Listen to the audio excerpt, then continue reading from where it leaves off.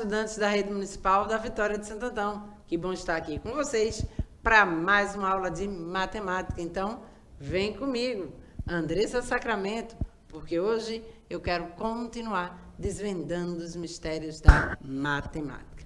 Então, se liga que hoje a gente vai trazer aqui a unidade temática, a álgebra. Eu quero recordar com vocês razão entre grandezas de espécies diferentes.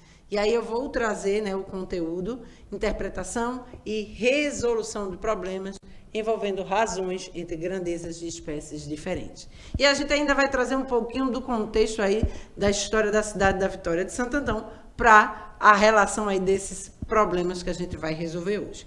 Beleza? Então, se liga, vem comigo pensar um pouco. Sabendo que Vitória de Santo Antão tem uma população estimada em 140.389 habitantes, distribuída por uma área de aproximadamente 372 quilômetros quadrados, calcule a densidade demográfica do município. Opa, professora, o que é que a gente vai trabalhar aí? Lembram lá que a gente trouxe as grandezas de espécies diferentes? A gente trouxe densidade demográfica, velocidade, e trouxe aí também, consumo. Então, a gente vai trabalhar aí essas 3 ideias aqui hoje. Presta atenção no próximo problema. Um carro numa viagem de Vitória de Santo Antão a Recife, ambas cidades do estado de Pernambuco, percorreu 46 quilômetros em 2 horas. Qual a velocidade média do carro nesse percurso? Então, a gente percebe aqui que nessa viagem de Vitória de Santo Antão a Recife, ele percorreu 46 quilômetros. Então, é importante que a gente perceba que isso é o que aproximadamente, essa é a quilometragem, aproximada de Vitória de Santo Antão a Recife, tá, gente? Eu tentei trazer aqui a ideia, dos valores realmente que representam aí essa relação de velocidade em relação a Vitória de Santo Antão e Recife. Beleza? Então, vamos lá, A pesquisa aí foi feita nos sites, do IBGE, dessa relação aí de Vitória de Santo Antão, nos sites de Vitória de Santo Antão. Então, terminada a sua viagem, que se iniciou em Bezerros e findou em Vitória de Santo Antão, José percebeu que havia gasto exatamente 5 litros de gasolina para percorrer os 55 quilômetros que separam essas 2 cidades. Qual é o consumo médio do carro de José?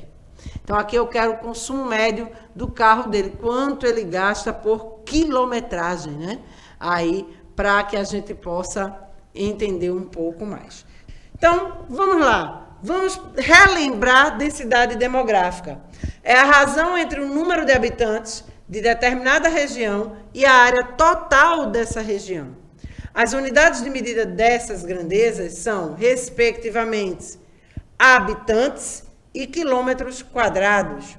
Essa razão costuma ser expressa da seguinte maneira: densidade demográfica é igual ao total de habitantes dividido pela área. Essa razão é utilizada para calcular o número de habitantes de determinada região por quilômetro quadrado. População absoluta dividido pela área é igual à densidade demográfica, ou seja, habitantes por quilômetro quadrado. Tá? E aí, automaticamente, lembrando aqui do que a gente já viu de densidade demográfica, vamos resolver o problema número 1. Daqui a pouco a gente vai para o próxima recordação aí do tema de hoje, e aí a gente resolve o segundo problema. Então, sabendo que Vitória de Santo Antão tem uma população estimada em 140.389 habitantes, distribuída por uma área de aproximadamente 372 quilômetros quadrados, calcule a densidade demográfica do município. Para calcular a densidade populacional por quilômetro quadrado, a gente vai usar aquela expressão, que a gente trouxe aí, na explicação. Então, densidade demográfica ou densidade populacional é igual a população, dividido, ou seja, habitantes, dividido pela área em quilômetros. E aí eu tenho quem? 140.389 dividido por 372. Lembrando que esse número, gente, quando a gente fizer a divisão, ele vai dar um número decimal, tá? Então, é importante que a gente coloque a resposta, mas a gente vai entender aqui que a gente vai precisar aproximar para dar aí essa questão de habitantes. Porque, ó, após a vírgula, vejam aqui que na divisão a gente vai ter 377,39 habitantes por quilômetro quadrado. Então, veja que esse vírgula 39, será que eu tenho uma pessoa, né, que pensa aí no inteiro, né? A gente, essa parte aqui, a gente fica meio complicado para a gente entender o porquê da vírgula, né? Mas a gente pode colocar aproximadamente 377 habitantes por quilômetro quadrado. Tá? Então, é importante essa relação para que a gente possa entender, porque um número decimal, a gente tem a ideia lá que se é um inteiro, a metade do inteiro é 0,5, né?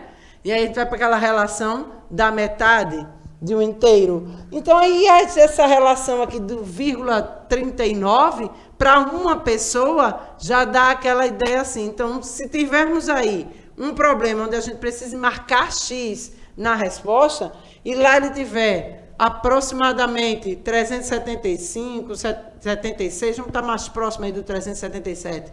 Então, aí eu poderia marcar, porque eu tenho que ver a relação de habitantes por quilômetro quadrado. Então, é 377 aproximadamente. Beleza? Deu para entender? Então, eu preciso aqui dividir a quantidade de habitantes daquela região pela área daquela região. Beleza? Então, vamos seguir. No próximo, a gente vai para a velocidade média. Velocidade média é o resultado da razão entre a distância percorrida e o tempo gasto no percurso. No Brasil, essas grandezas são expressas em quilômetros e horas. Olha lá, na densidade demográfica, habitantes por quilômetro quadrado. Aqui, a velocidade média é quilômetros por horas, né? Respectivamente. Dessa maneira, calcular a velocidade média de um objeto é descobrir quantos quilômetros podem ser percorridos em uma hora. Geralmente, essa razão é expressa da seguinte maneira. Vamos lá. Velocidade média é igual à variação de espaço, né, dividido pela variação do tempo. Ou seja, essa variação do espaço, eu vou para a relação de quilometragem, o espaço, né, que eu vou percorrer, e essa variação de tempo é o tempo que eu vou gastar para aquele, né, espaço percorrido. Então, a unidade de medida de velocidade é quilômetro por hora. Beleza? Então, vamos lá resolver, né? Vamos ver aqui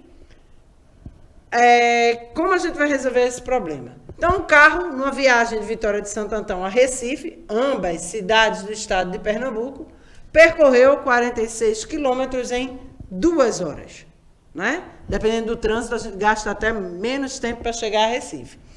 Mas, vamos lá, né, para que a gente possa resolver o problema de uma forma bem característica, vamos supor aqui que o carro chegou em Recife 2 horas, gastou 2 horas, né, e percorreu 46 quilômetros.